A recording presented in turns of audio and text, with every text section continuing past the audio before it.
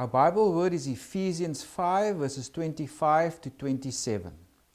Husbands, love your wives, just as Christ also loved the church and gave himself for her, that he might sanctify and cleanse her with the washing of water by the word, that he might present her to himself a glorious church, not having spot or wrinkle or any such thing, but that she could be holy and without blemish. So here we are dealing with what is known as a household code. And there are various codes like this in the New Testament. You find them in Ephesians, Colossians, 1 Peter and 1 Timothy and Titus. And they all address the issue somewhat differently. But what they have in common is that they are patriarchal and also hierarchical. In other words, there are various levels of power and authority, and also patriarchal, is that the man's authority is regarded as supreme. Now, this is quite a complex issue, but also I'm going to discuss adult themes in this as a heads-up warning, but this is also necessary for us to understand the ancient world. If there's one thing that needs to come across, is that the ancient world worked quite differently to the world we are, especially for those who grew up in a Western context. The ancient world was so different in many different ways, and also as it relates to men, women, marriage, sexuality, things like that.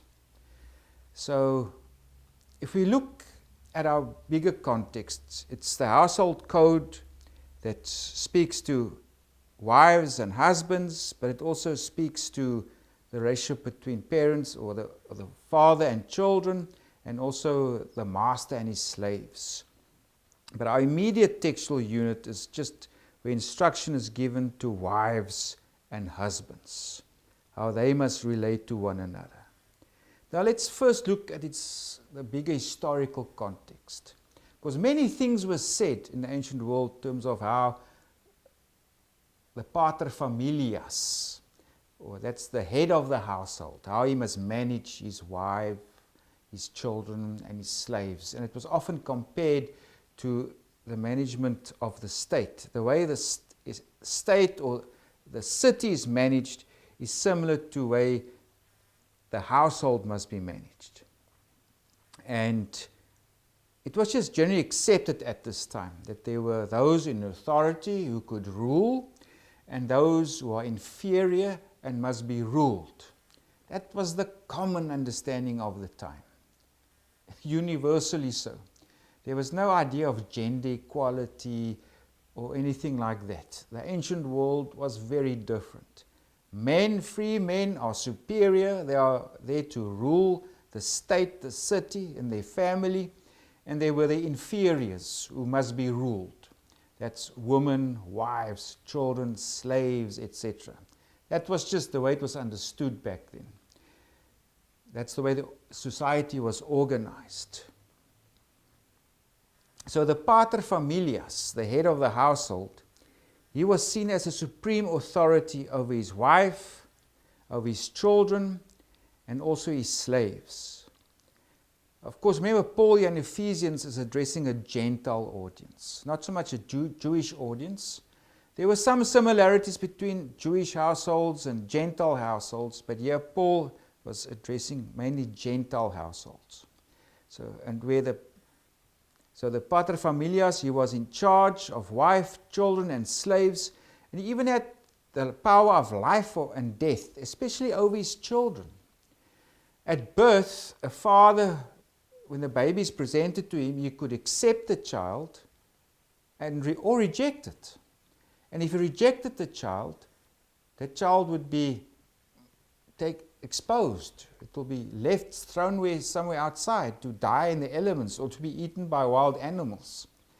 This kind of thing was actually quite common in the ancient world, this exposure of infants.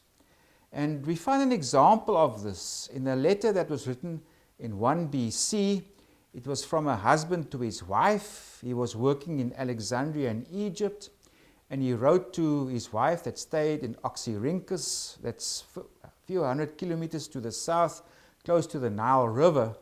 And before he left to go work in Alexandria, his wife probably was already pregnant. So now he was not going to return as yet, so he just wants to write her a letter. And this is what the letter reads. He says, Hilarion to his sister, that's just a term of endearment of his wife. His wife's name is Alice. Very many greetings. Know that we are still in Alexandria. Do not be anxious when they return and I remain in Alexandria. I ask and entreat you, take care of the child, and as soon as we receive our wages, I will send them up to you. If, may you have good luck, you should give birth. Look, childbirth in the ancient world was dangerous, so there was also a high chance that she could die, and the child could die in this process. So he says here, if, may you have good luck, you should give birth. If it is a boy, keep it. If it is a girl, throw it out. You have said to Aphrodisias, don't forget me. How can I forget you? I beg you then not to be anxious. We can see here, there's this letter that's quite sweet and tender, but also horrifying. It says there, if you should give birth, if it is a boy, keep it. If it is a girl, throw it out. See, we must understand again how different the ancient world was in terms of many things. Marriage, child raising. It was a woman's primary job in the ancient world to produce male heirs for her husband. So even if there was a boy, it could be exposed. More often for girls. It was very common that baby girls were exposed to the elements or to be killed by wild animals. Early Christians often roamed the streets looking for these children before they could die. But that's another matter. But that's just to bring attention to the kind of power and authority and the kind of dynamics that went on in the ancient family. So the paterfamilias, he exercised supreme authority over his household. Of course, let's look at the legal age of marriage. For women in the Roman Empire, it was from 12 years old. In Jewish tradition, 12 and a half. But in the Roman Empire, most females got married in their mid-teens.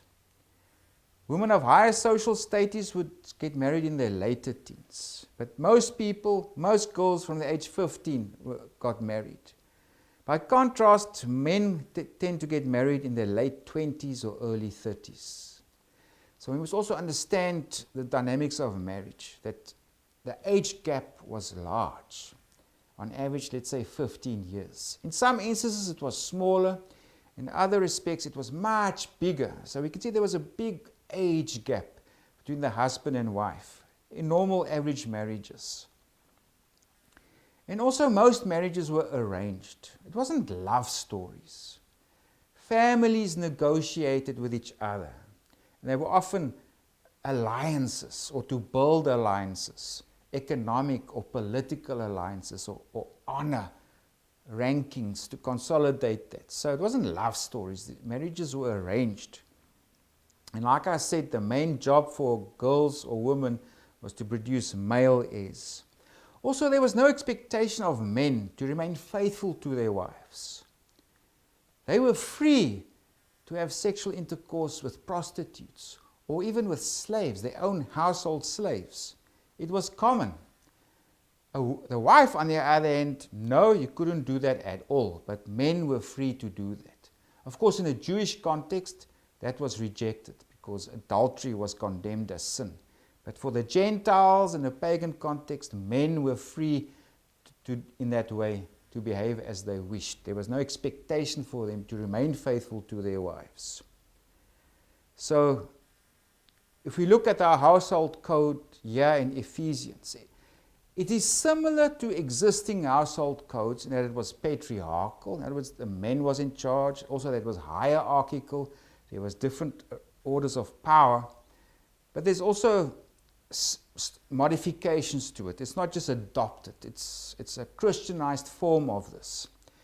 For example, here, those who must be in subjection, wives, children, slaves are also addressed. In other words, they are seen as active agents who can make decisions and choices.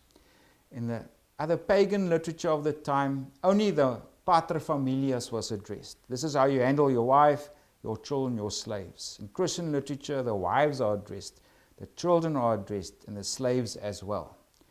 And also, there's not this idea that they are in some way inferior or that they are too emotional to make decisions, that they are immoral and sinful, that those kind of things were commonplace in traditional literature. But those kind of connotations are not made in the Bible. So what does it say? What does Paul instruct you to wives? If you go to verse 25, he says, verse 22, "Wives, submit to your husbands as to the Lord, for the husband is head of the wife, as also Christ is the head of the church, and he is the Savior of the body." So, rooted in this time and place, this historical context, based on the social and cultural dynamics of the time, that kind of hierarchical relationship is maintained because of the status difference, the age differences and whatever. Wives, submit to your husbands. So the wife must subject herself to the husband as the church is subject to Christ. That kind of feeds into the basic norms of the time. But now there's also some modification, because now Paul goes on to the responsibility of the husband. If you now read our Bible verse again. "Husbands, love your wives, just as Christ also loved the church and gave himself for her, that he might sanctify and cleanse her with the washing of water by the word, that he might present her to himself a glorious church, not having spot or wrinkle or any such thing, but that he should be holy and without blemish." So the example of Christ is given for the husband to emulate. And yes, also something unique going on here. In no other literature of the time is there this command of husbands to love their wives. You don't find it in the Jewish literature, you don't find it in Gentile literature, philosophers. So here's something, there's this command, husbands, love your wives. What's also new is that Christ is given as an example to emulate for husbands, how they should love their wives. So the husband must love his wife just like Christ loves the church, or loved the church. Because Christ gave himself for her. And that's the example to emulate. This is how husbands must love their wives. What that means is that Christ acted for the church's highest good. Whatever Christ did for the church, it was for her benefit. It was for her salvation, for her to be cleansed, for her to be sanctified, so that she can be presented to him as his bride, clean, spotless. So what Christ did for the church was for the church's highest good. He acted for his best interest. And this is the example that's also given for the husband. This is how the husband must love his wife. He must also act out for her best interest, for her highest good. So it's not about power. It's not about being dominating. It's not about abusing. It's about acting for the wife's best interest. That is how husbands must love their wives. Paul also carries on by saying that they must love their wives as they love their own bodies, because Christ loved his own body, in other words, the church. And here the language is about union. Christ and the church is in union. And also the husband and wife is in union. Paul actually cites Genesis 2 verses 24, where husband and wife will become one flesh. So there is this special union. Just as Christ and the church is in union, like he says there, we are members of his body, so also the husband and the wife, they have union in that they are one flesh. So Paul draws this analogy between the union of Jesus and his church and a husband and his wife. It's something that's also holy, and there's more significance attached to that union. So now if we look at Paul and marriage, we must be very careful how we also understand this passage today. Like I said, we must understand marriage within the context of the first century, in a world that was fiercely patriarchal. That was everything revolved around power, around the exercise of power. There are those who rule, who dominate, and there are those who are in subjection. That was just the way things were back then. As evil and abusive as it was, that was the world. So we must also be careful how we apply that biblical text in our world today, which is quite different. The culture is different. Things have changed since then. But also we must also look at Paul and his regard for women. Because some might say, you see, the wife must be in subjection to the husband, or that women have no rights, or that they must just keep quiet. But it's not that simple. Because in Paul there's a tension, there's the social realities of the time, where there is this kind of hierarchy, but there's also the spiritual reality that Paul refers to. Before we look at that in greater detail, it's also that there's a lot of things in Paul's teaching that's countercultural. Like we said, even in those passages, the command for husbands to love their wives like Christ loved the church. It's a self-sacrificial love. It's not a selfish love. It's not there to give you power to abuse and so on. It's there to serve the best interest of your wife.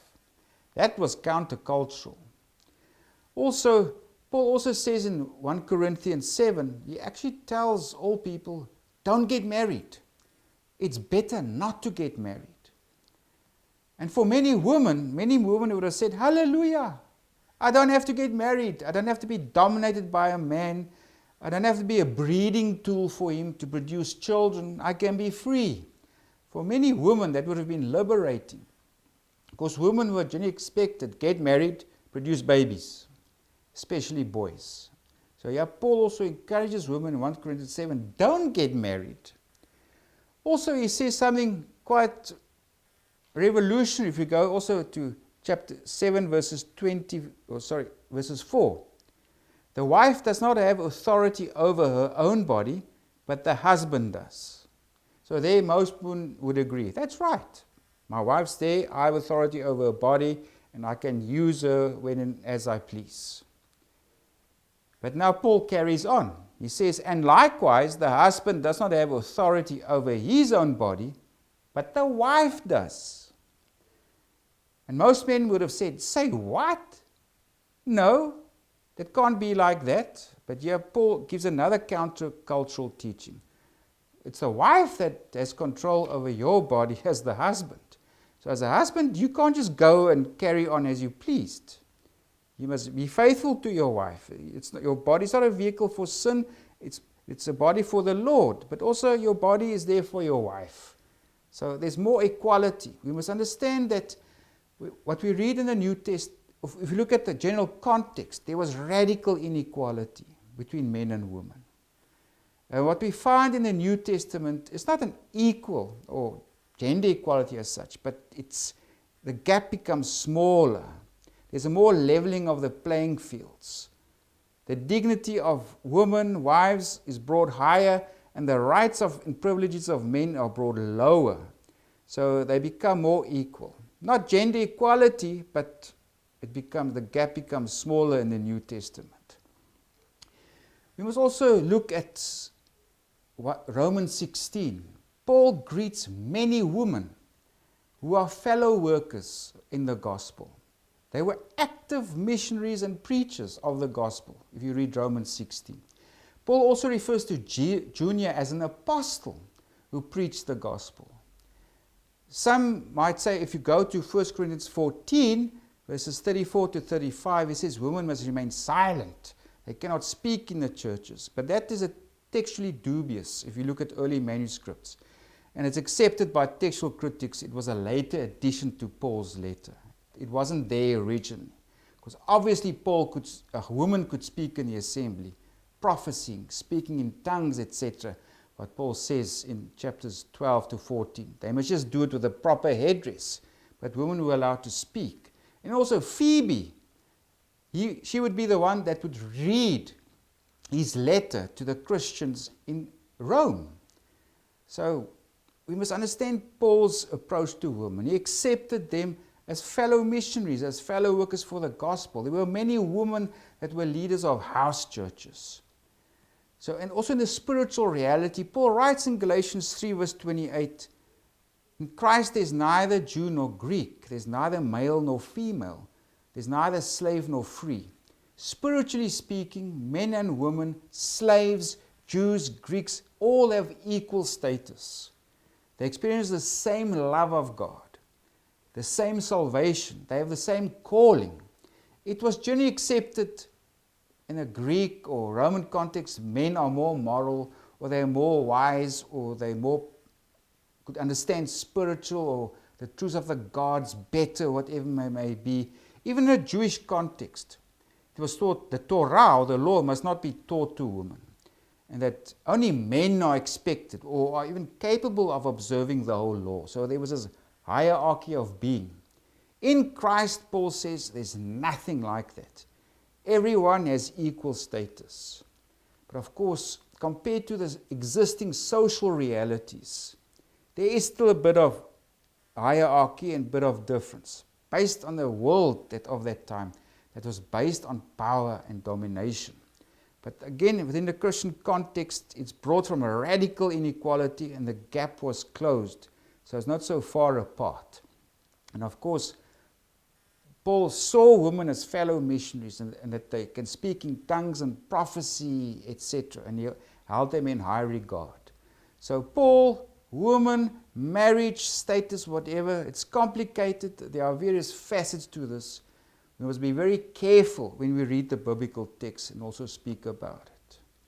So returning to Ephesians, the main thing for Paul here in this household code is that families and the people within the church remain in unity. It's not about power.